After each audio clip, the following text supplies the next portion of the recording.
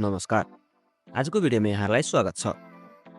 आज हामी विश्वमै खतरनाक मानिएको गुफा गुनाको बारेमा चर्चा गर्नेछौँ। यदि हजुरहरू हाम्रो च्यानलमा नयाँ हुनुहुन्छ भने कृपया हाम्रो च्यानल सब्स्क्राइब गरी नजिकै रहेको बेल आइकन थिच्न सक्नुहुनेछ ताकि हाम्रो भिडियो सबैभन्दा पहिले हजुरहरूको सामु पुगोस्।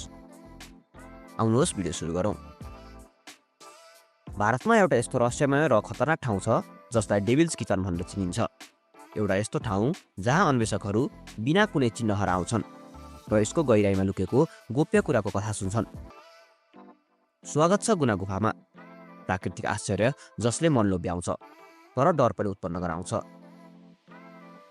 तमिलनाडुको कोडाइकनालको कुहिरोले ढाकिएको डाँडामा एउटा ठाउँ छ जसले अन्वेषकहरू, इतिहासकारहरू र साहसिक यात्रा गर्नेहरूलाई लोभ्याएको छ।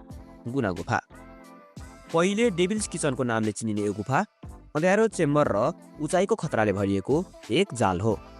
यसको कथा सन् 1821 मा सुरु हुन्छ जबकि ब्रिटिस अधिकारी बीएस वार्डले पहिलोपटक यसको दस्तावेज गराए।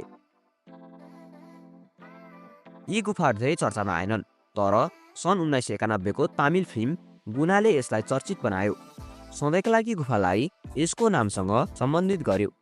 तर गुना गुफाको आकर्षण एउटा घातक मूल्यमा आउँछ। वर्षौंको बीचमा कम्तीमा 16 जना यसको गहिराइमा हराएको दाबी गरियो। उनीहरूको शरीर कहिले फेला परेन।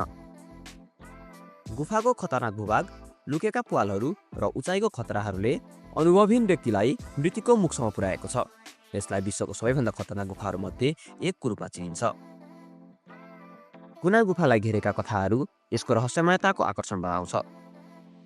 कतिले भन्छन् कि गुफालाई एकपटक पाण्डवहरूले आफ्नो वनवासको समयमा प्रयोग गरेका थिए। एक गोप्य किचनको रूपमा सेवा गर्दै एक कथा जसले गुफालाई महाभारतको महाकाव्यसँग जोड्छ।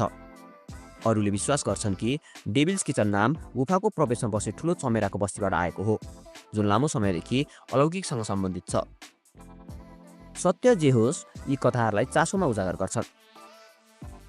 सुरक्षाका कारणले सर्वसाधारणलाई बन्द गरिएको भए पनि गुना गुफाले अझै मोहित पार्छ र वरिपरिको क्षेत्रको आगन्तुकहरूलाई आकर्षित गर्छ। गुफा 3 ठुला स्तम्भको चट्टानहरूको बिचमा बसेको छ। सोलाको रुखहरू र घाँसहरूले घेरेको एउटा चकित र रहस्यमय परिदृश्य बनाएको छ। गुफामा प्रवेश गर्नको लागि 2 चट्टानहरूलाई समातेर तेस्रोद्वारा बनाइएको गहिरो चट्टानमा झर्नुपर्छ। एक काम जसले उच्च र खतराको सीमालाई धुँधिलो बनाउँछ।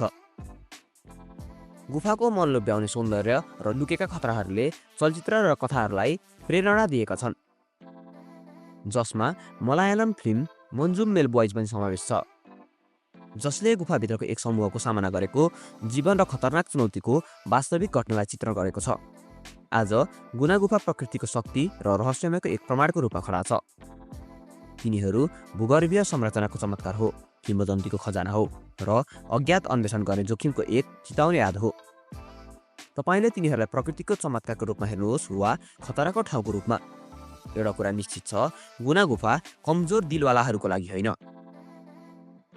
हवस् त आजको लागि भिडियो यति नै। हजुरहरूलाई हाम्रो भिडियो कस्तो लाग्यो कृपया प्रतिक्रिया दिन नभुल्नुहोला।